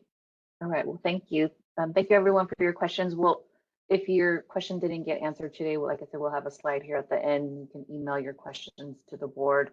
And in the subject line, just put inspection webinar and we'll get to your questions. But we're gonna move forward and move on to the inspection portion of our webinar today. And so I'm gonna turn it over to Dr. James Howard. And Jackie Smith will chime in as well. Dr. Howard, looks like you're on mute. There you go. I'm ready to go. All right. Okay, we last time on the webinar, we did the entire inspection process, which took almost 2 hours. And that was pushing it. And so we've truncated that down today to the top 10 inspection violations. And we're going to pull in some related content that might or might not be actually that particular violation, but they're all things that come up. So we're gonna put it in high gear and try to get through as much of this as we can. Also, Jackie Smith is with us today. She's another inspector from the Southern California area. And Jackie, if you have anything to chime in, you feel free just to jump right in there. And Patty, will you be advancing the slides? Actually, Trish is going to do that. Trish will. Okay. Next slide, please. Okay. The question, of course, is why to inspect. Public protection is the board's highest priority. Our program is primarily an educational tool, and it's really the board's main outreach program to ensure that minimum standards are being met across the state of California. We would like to think that the public could be ensured that if they go into a practice in Yuba City or in LA, that certain minimum standards should be present in any practice that they should walk into, and the services would be commensurate with that. We have the next slide, please. Oh, looks like we're going to do a knowledge check. The board can inspect records at an unregistered facility. Now, are they going to answer these, Patty, or what are we doing here? We'll just wait a minute and give them the answer. Yeah, yes, Trish, are we letting folks answer this question? There we go. Everybody just put them in the chat, I think is how it's going. Yes. Okay. The answer to that would be true, that during an inspection or an investigation, the board does have the authority to inspect records as well as equipment, drugs at any location where veterinary services are being practiced. And the next slide, please. We won't read through all this, but suffice it to say that the board has authority to inspect. There's a lot of text here. This is all from business and professions codes. These are laws that were passed by the California Assembly, and they do carry the power of law, so the board can inspect, and we have the authority to do that. They can be random, they can take place at any time. As DEA alluded to, when you do your premises registration, keep in mind that if you register your home as your premise location and you're working out of your home, that the board may need to inspect certain parts of your home. And if you keep your controlled drugs in a gun cabinet in the back of your bedroom, then I may have to come in your bedroom and I'll be uncomfortable and you'll be uncomfortable. So keep that in mind as well. Next slide, please. Your inspectors, we have inspectors up and down the state. Our numbers and ranks vary. Currently, I think we're running about 12 to 14 inspectors. They are all either veterinarians or RVTs. They all have to have 5 years of clinical practice within the last 6, and our primary goal is to educate. We're not there to be punitive. In most cases, it's there to educate and try to keep our licensees out of trouble if at all possible. Next slide, please. Again, the goals, I'll let you read the goals, but it's to verify that you are compliant with the State Practice Act. Next slide, please. Knowledge check. True or false? The managing licensee must be present during an inspection. Give you a second on that one. Looks like just about everybody's getting that one correct. So that is false. The inspection can occur whether or not the managing licensee is present. And sometimes we'll wait around a little bit if they want to be contacted and want to be there for the inspection, but certainly the inspection will proceed irregardless. Next slide, please. The Practice Act, it's complex. It comes from lots of different places. There's lots of regulation. There's lots of law. Some of it is federal law, like from the DEA that we just heard about. Some of it comes from business professions codes. Some of it are rules promulgated by the board. We've got health and safety code, penal codes. There's all sorts of codes, pharmacy law. And in many cases, pharmacy law is enforced by the Veterinary Medical Board because in the pharmacy law, it says specifically to be enforced by the Veterinary Medical Board. So there's lots of different, it's complex. There's a lot there to digest. Our board's website is a treasure trove of information on the Practice Act. And I would encourage you to visit it. There's an inspections tab at the top. Inside that inspections tab, you'll find all sorts of FAQs that'll be very helpful to you in keeping your practice in compliance. Next slide, please. Also, you'll find this, and you can take a phone shot of that symbol there if you want to. It'll take you to this particular spot on our website. The hospital standards self-evaluation checklist is a little virtual pamphlet that you can use to inspect your hospital. It has great examples of compliance and answers an awful lot of the questions about inspections. So you can do a mock inspection of your own. This publication is a little dated. It's 2017. There's a few new regulations that are not in here, but generally it's pretty good. So let's delve into the top 10 inspection deficiencies. And these are not in a particular order of most frequent. These are just the top 10 things that your inspectors likely see. Number 10, licenses and permits are not displayed. And I think that one's pretty self-evident. You have to have your premise permit up and you have to have the licenses posted for the individuals that work there. If you're a relief doctor and you're moving around, you should travel with your pocket license. And you might be asked to give those up. And we are going to get to new regulations later. We'll talk about that. Somebody had a question about that. Next slide, please. And Dr. Howard, the licenses need to be the current original copies, correct? Nothing that's photocopied and has the word void all over it? Correct. And they should be conspicuously displayed. And conspicuously displayed means that a consumer could walk up to it and actually read it. Conspicuous is not hidden behind a desk where the consumer would feel uncomfortable getting behind the front reception counter and having to dig over a bunch of stuff to get at them and look at them. They need to be out there where they are conspicuous, and your board inspectors might ask them to be relocated if they find that that's not the case, if they're not as conspicuously displayed as we'd like. Make sure they're unexpired, they're current. And the permits would include the premise permit, veterinary licenses, RVT licenses, and the veterinary assistant controlled substance permits. Next slide, please. Number 9, anesthetic equipment. The number one issue with anesthetic equipment, we do the next slide if you want to. Oops. Go ahead. Usually it's vaporizer maintenance and machine maintenance, and the board follows what the manufacturer would recommend. And in this case, most vaporizers, they're going to recommend an annual output verification.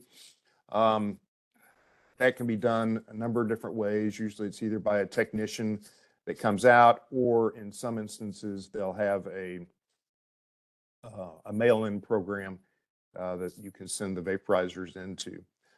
So we'll be looking at a sticker or a invoice from the maintenance people to determine that.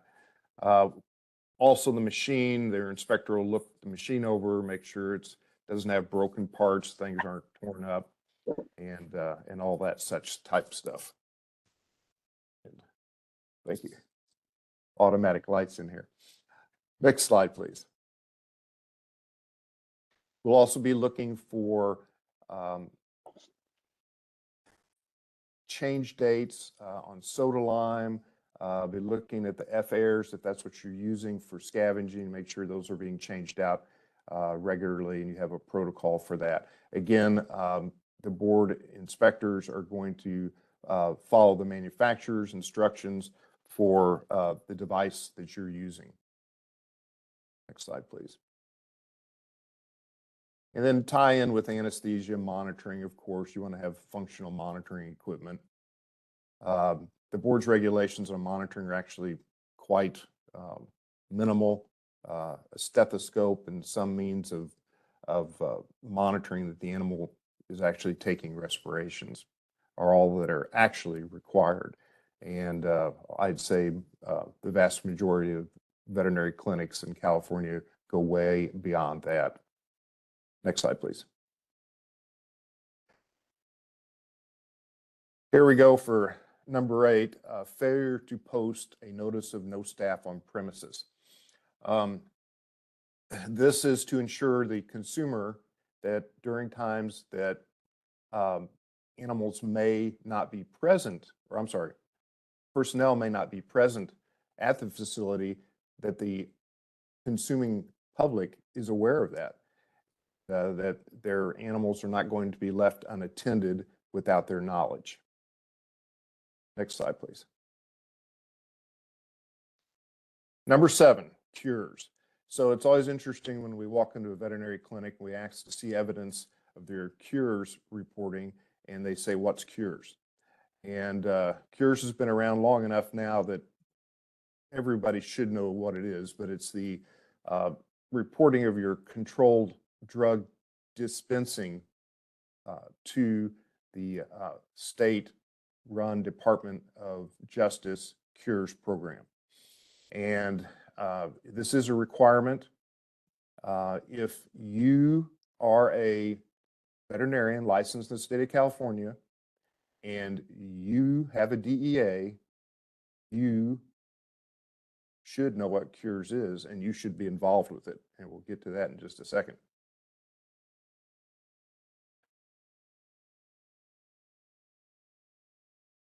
So here's our knowledge check on cures.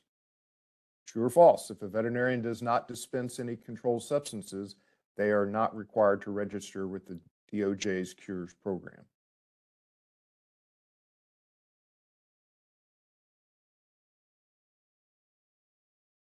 Looks like everybody's pretty well on the ball on this one.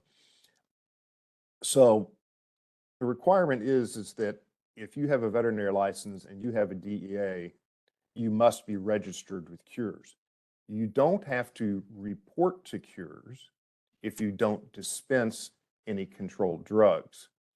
But if you have the ability to prescribe controlled drugs or dispense controlled drugs, you must be registered with Cures. If you prescribe drugs to the corner pharmacy and they dispense the controlled drugs, they will report on your behalf to the Cures database. If you dispense controlled drugs from your facility, you will be required send that information to cures, or if you're practicing as an agent of a veterinarian who holds the DEA registration for that facility, that information will go out under their DEA number and not yours. Although if you have your own DEA and you're prescribing to the outside, it'll go out under your DEA number through the pharmacy. Okay, next slide, please. Title 17 posting. This all has to do with radiology. And Title 17 is the California law that concerns safety to individuals that operate X-ray generating equipment. There's 3 basic postings that need to be present. One is Title 17. It's fairly voluminous, and the board accepts the location of Title 17 in lieu of the entire Title 17 document being present. So in your radiology area where the fixed X-ray machine is, you should have at minimum a location of Title 17. And that could be a web address. It could be it's stored on the computer's hard drive. It could be that it's in the book in the employee lounge, or somewhere located where the employees can get at it. There's 2 additional required postings. If we can have the next slide, please. And in this slide, you'll see the notice to employees. That is not Title 17. That is a additional required posting that must be in the radiology area. And then the ever-present caution sign with the radiation symbol is the 3rd required posting for X-ray facilities. Next slide, please. We always get the question about dental radiographic equipment. What the Radiation Health Branch of the state of California tells us is that if it's a fixed generator of radiation, it must have all the postings present. So this installation would be in violation because it doesn't have any of the required postings next to it. If this installation was on wheels or a portable unit, none of the postings apply for those. Next slide, please. Maybe everybody's seen these little handheld dental x-ray things. Nomad is a name of one of them. Again, no postings are required because they're portable. They move around. Next slide, please. And we also look for other things when we're inspecting. How are you protecting your employees? We'll look at your machine to make sure you don't run the collimators wide open all the time. And we'll look for dosimeters. How are you documenting that your employees are only getting a minimal amount of radiation exposure? So almost everything in radiation that we enforce comes from the Radiation Health Branch in California. And it's almost completely has to do with safety of your employees. Next slide, please. We also require that the employees document if they're unlicensed.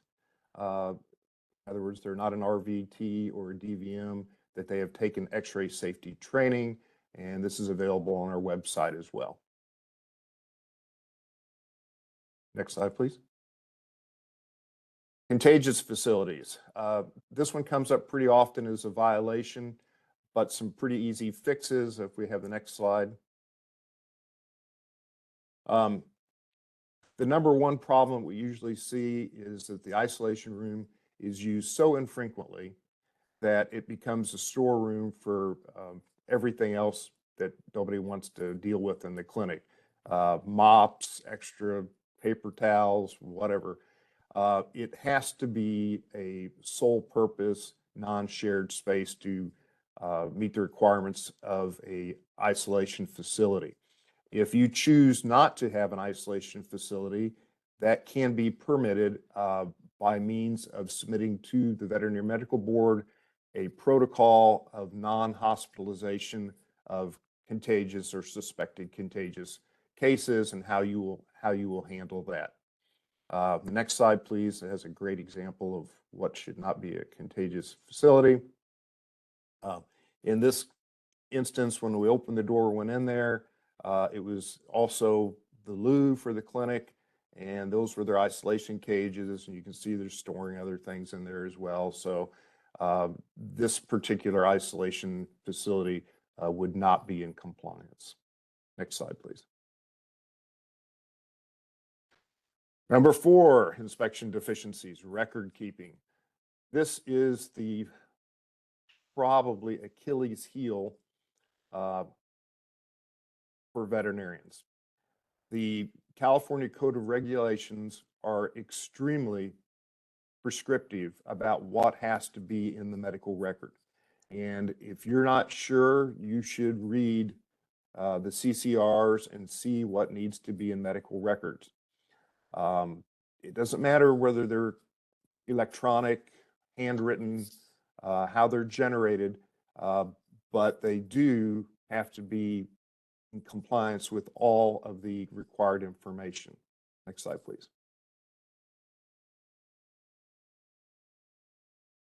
Okay, we have another knowledge check. True or false? The dispensed drug consultation must appear in the patient medical record.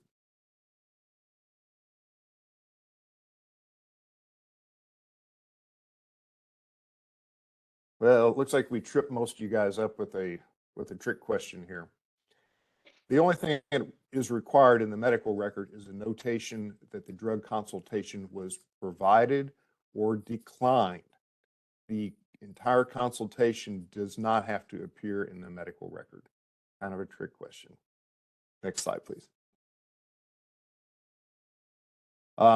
Here are some of the prescriptive things that have to be in a medical record. There are some things that fall in and out, might not be necessary every record of every entry, but these are the basic requirements of the medical record. And the entire medical record requirements can be found at the top on the CCR 2032.3.4 and 2 Business and Professions Codes 4855 and 4829.5D. And again, medical records are covered in the board's website quite thoroughly. Next slide, please. Okay, so here's an example of a medical record that is probably about the most efficient medical record that you guys will ever see. There's no physical exam here. There's no history. There's no diagnosis. There's no prognosis. The basic gist is that we examined this horse, put an IV catheter in it, sedated it, and then we euthanized it. So I'm hoping that everybody can see the gross deficiencies within that medical record. Next slide, please. Legibility. My eyes have gotten a lot worse since I started this job 10 years ago, and I'd like to think it's from reading things like this.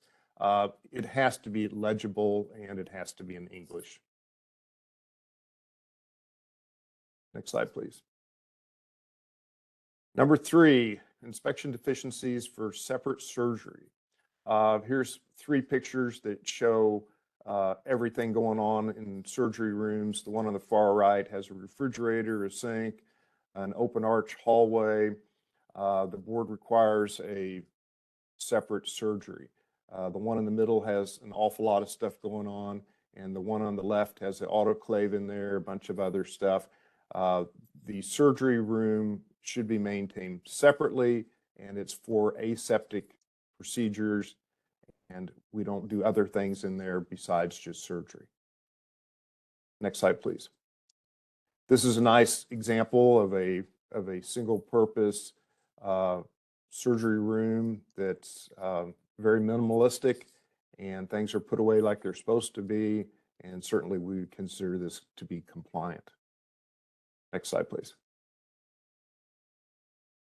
The number 1 violation that we run across with surgery rooms is an open door. And we enter the facility and walk by the surgery room, and the doors propped open. And these pictures depict a door that on the right that hasn't probably ever been closed. It's used to store everything, and it's got a lot of stuff in front of it. The one in the middle has a door stop. That's always a dead giveaway. And then the one on the left is just an open door. So I do recall one veterinary clinic in which the doctor had a very nice heated stainless steel table. The door was open, and the clinic cat was taking a nice nap on that nice warm heated table and was very happy. Next slide, please. This would be an example of a surgery room that would not be in compliance because of the fact it has all this open shelving. And the open shelving is an attractant for dust, hair, material that'll get onto everything that's stored on those shelves. And open shelving is not permitted in the surgery room. Next slide, please. This surgery room is an example of non-compliance. Open shelving, we've got the sink in surgery, everything spread out all over the counters, surgery prep going on. There's all sorts of things going on in here. Next slide, please. And this is the mother of all mothers of too much going on in the surgery room. It's almost a shot from Frankenstein's laboratory. So everything is going on in here. And again, we would write this up as non-compliant. Next slide, please.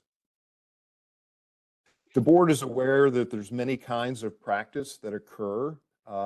It's not all small animal practice, and we are aware of that. And your board inspectors will use discretion when inspecting various different types of practices. And here, obviously, a large animal surgery room is going to have a different set of entries, different sets of doors. It might be entered out of a stall or a hallway of some type, and your inspectors are aware of this, and so there'll be latitudes depending on the practice type. Next slide, please.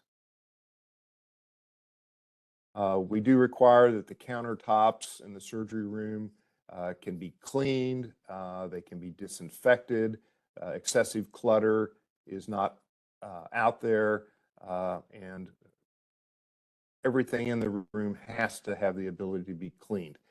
Unfinished wood surfaces, unfinished concrete, unfinished walls, those would all be considered violations. Next slide, please. Here's an example of an unfinished floor on the left. It can't be cleaned. And on the right, the notorious mini blinds. We'll permit mini blinds, but you have to keep them clean or have a protocol of let us know how you're going to clean them if we find that they're dirty. Next slide, please. And we do require walls in the surgery rooms. And this is an example of the fact that, the walls just aren't there, and it's very difficult to maintain an aseptic environment for sterile surgery with a room like this. And if you look closely on the right slide, you'll even notice that the ceiling's not there. So this would be considered a violation, obviously. Next slide, please. Now their knowledge check. True or false, surgery prep can be done in the surgery room as long as all equipment is kept clean and sanitary. Everybody's on this one, so yes, that's false. Only items in the surgery room should be related to aseptic surgery. It'd be fine to do a final prep or spray in the surgery room, but no clippers, no vacuum cleaners, no gross preps in the surgery room. Next slide, please. So we're going to go through this really fast because DEA covered a lot of this. Let me suffice it to say that these sample drug logs are on our website. That's vmb.gov.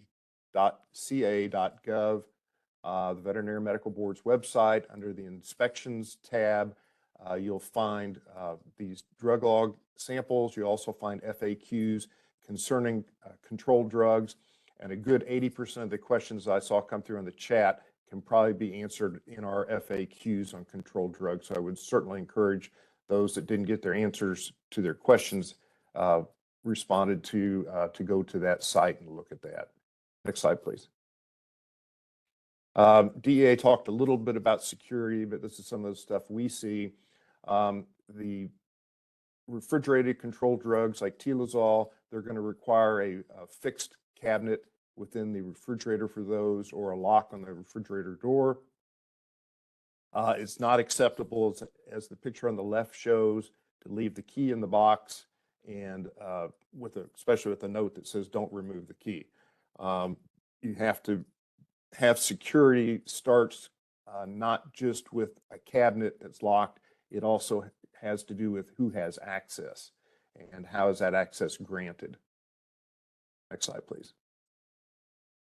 Large animal practitioners or house call practitioners, the same applies for you. I saw that question come up in the chat. You've got to secure your drugs and keep your mindset around what's happening when you've got the back of the truck open and you're in the barn and you're in a stall with a horse. Who's walking by that truck?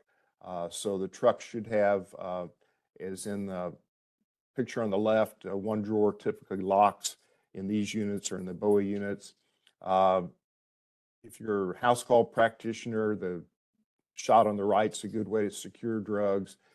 Don't think that just locking the door to the car is going to be adequate, because it's not. That's like keeping the controlled drugs in your clinic, but only locking the front door. So it has to go to a level beyond that. Next slide, please. With increasing frequency, we're seeing Pyxis machines, Cubix machines. Someone asked about VetSnap. VetSnap also partners up with some locker solutions that communicate vis-a-vis Bluetooth. These are all fine. Some of them even report to cures automatically. The caution, however, with increasing frequency, we see these machines. Also with increasing frequency, we see the practices unable to generate reports. The reports they do generate are a mumble jumble of junk, and they were never set up properly and they're not used properly. So be very cautious if you do use these machines, that you actually receive the right amount of training and that you have an administrator that understands how it works. Okay, next slide, please. I'm not going to hit drug logs too hard here. Let's have next slide, please. We talked about the current DEA. Next slide, please. And the VA CSP, the Veterinary Assistant Controlled Substance Permit holder. This is for otherwise unlicensed veterinary assistants that you want to be able to access, dispense, and administer controlled substances under your direction. And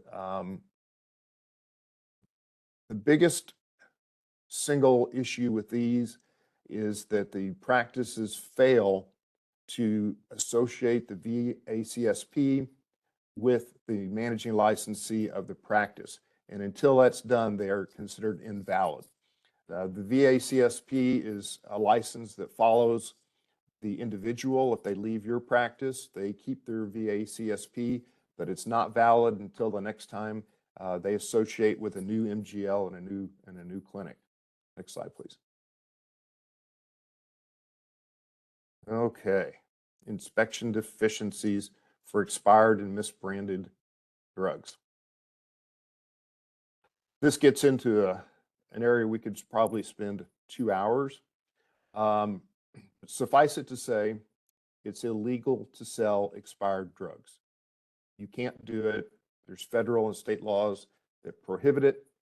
And if it is expired beyond the use date on the label, you have broken state and federal laws, and that's your responsibility to do that.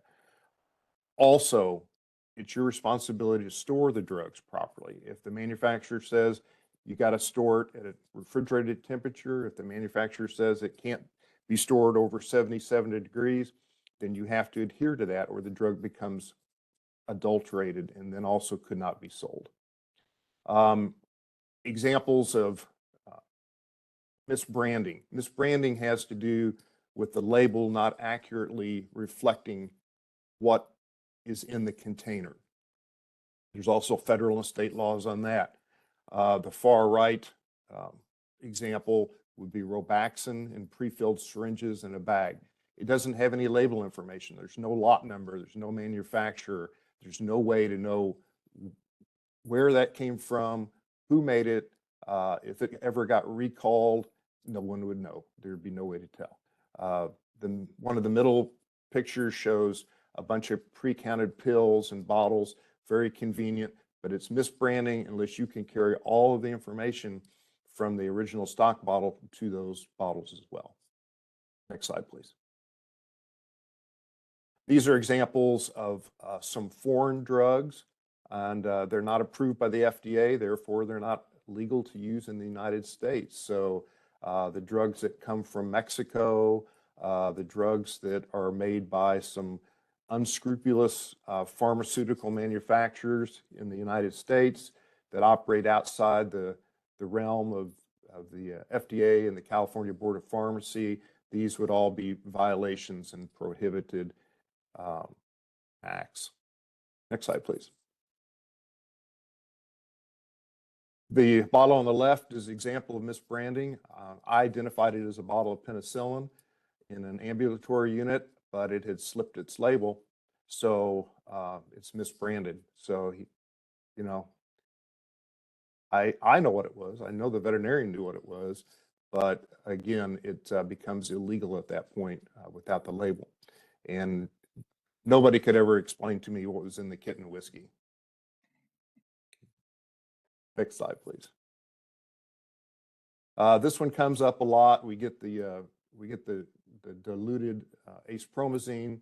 The problem with this particular inspection was that bottle that he's diluting it into, the stock bottle he's using to make it had expired in 2011, and this inspection was not that old, and so that's always a problem. We cannot have again drugs that are diluted that come from expired drugs. How do we know again what's in that bottle? Where's the lot number? The better solution is just to add mix. With the advent of these micro syringes for insulin, it gets pretty easy to get down to those really low doses. So I've just lost my meeting somehow.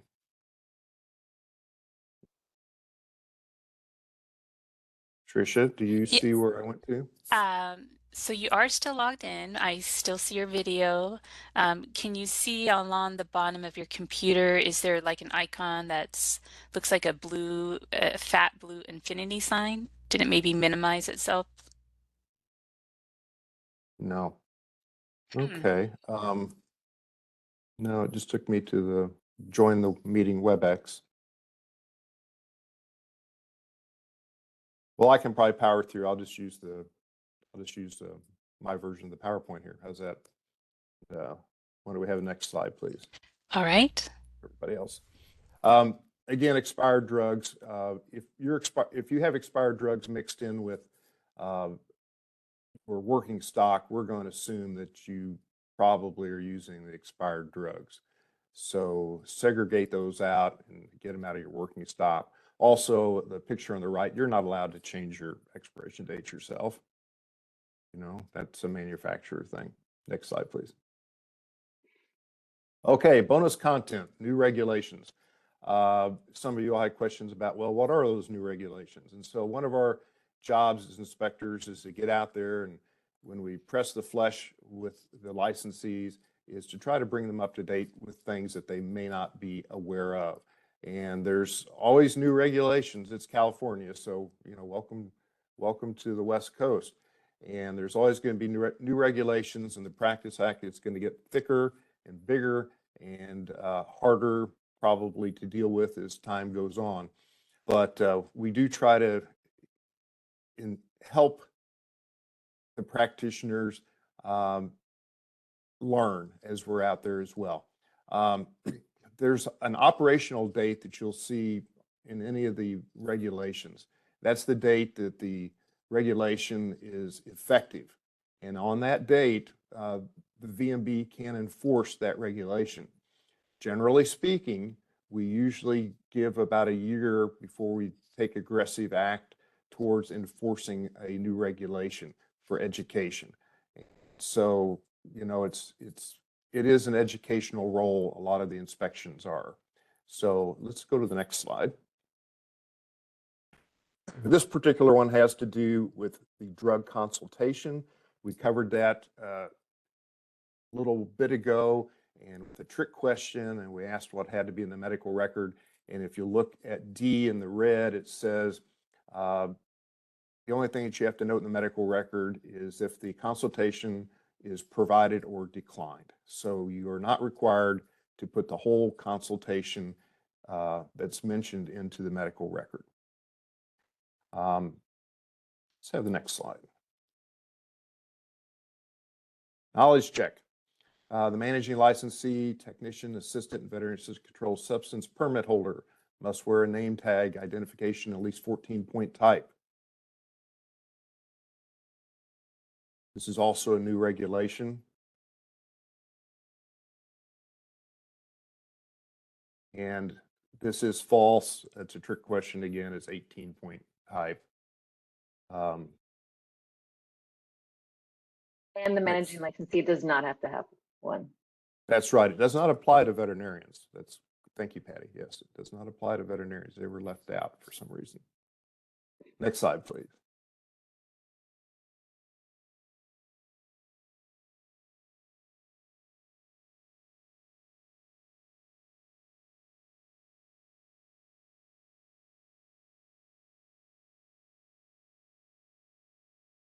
Oh, looks like he dropped off.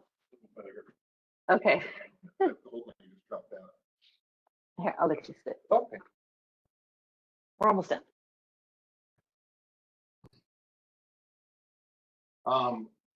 Again, you'll see the operative date of January 1st, 2023. We're now into 2024. Inspectors are looking for the name tag. And I'd like to throw out a kind of an interesting side here. This slide that had to do with the drug consultation. This slide. Notice the numbering of the sections of the codes. These come from business and professions codes. The CCRs are regulations promulgated by the Veterinary Medical Board. The business and professions codes are handed to us from the California Assembly. These are laws passed by the Assembly and signed into law by the governor. So if you think about it, and you look at permit name tag identification, this came from the Assembly. So what I can tell you is the reason this became part of our Practice Act is because somebody had an issue at some point in time, not knowing who to identify in a veterinary clinic, probably as a result of a complaint. Same thing with the drug consultations. So just so you're aware of where some of these regulations come from. Slide. Here's some compliant name tag examples for the veterinary assistant with the VACSP. The number has to be on there. RVT. Here's an unlicensed assistant on the far right. The ACE Ventura is trying to comply. Next slide. Other new regulations that have just recently been passed with operative dates of January of this year were Assembly Bill 1399 that had to do with telehealth. and Senate Bill 699, which allows an RVT to establish VCPR for specific tasks such as parasite prevention and vaccines. Both of these are very in-depth and changed multiple areas in the Practice Act. And I would refer you to the VMB website. On the main page, there's in the middle of the page, it says latest news and announcements. And there's a FAQ section for both of these. And the questions were written by the multidisciplinary committee for the Veterinary Medical Board. And I think they will clear up a lot of your questions if these are areas that you have concerns about or wish to explore. Slide. Again, here's a way to get to our board site, specifically the inspections section. And here's a drop down of all different things that you'll find in there. And I think you'll see that's a lot of the stuff that we've talked about today. And the next slide is the last slide. Yeah. And here's our web address if you want to find the board's website. I know that there's probably questions that we didn't get to today, and there was an awful lot that came in. I mean, a lot of questions came in. I'm trying to answer them as I'm going through them, Dr. Howard. At vmb@dca.ca.gov. If you'll put inspection webinar in the subject line, we'll be happy to weed through those questions and get you responses. We can't offer legal advice, so if it's legal advice that you're looking for, that I'm going to ask that you either contact an attorney or use a practitioner resource such as the California Veterinary Medical Association to offer that type of advice. But we can quote you what the regulations are. Interpretation sometimes gets a little bit, it's just a little bit fuzzy. And that does conclude our webinar. I'm going to let Patty, would you like to sign up? Yes. Thank you all for listening. Thank you, Dr. Howard. Thank you, Jackie. And we want to just thank the folks from DEA, Elena, Jacques, and Rosant Farfan. Thank you so much for taking the time to present to us today. Again, if you know there was a lot of questions that were probably unanswered, please send the email to vmb@dca.ca.gov and use inspection webinar in the subject line, and we will get back to you with those answers. Just real quick, the previous 2-hour webinar that we had is available on the board website. You can just do a search for inspection webinar. And also our next webinar is going to be November 14th at the same time at 11 from 11 to 1. That's going to be part 2 of DEA's presentation, and we'll go on into more inspection information as well. So thank you so much, everyone, for your time. And that's it.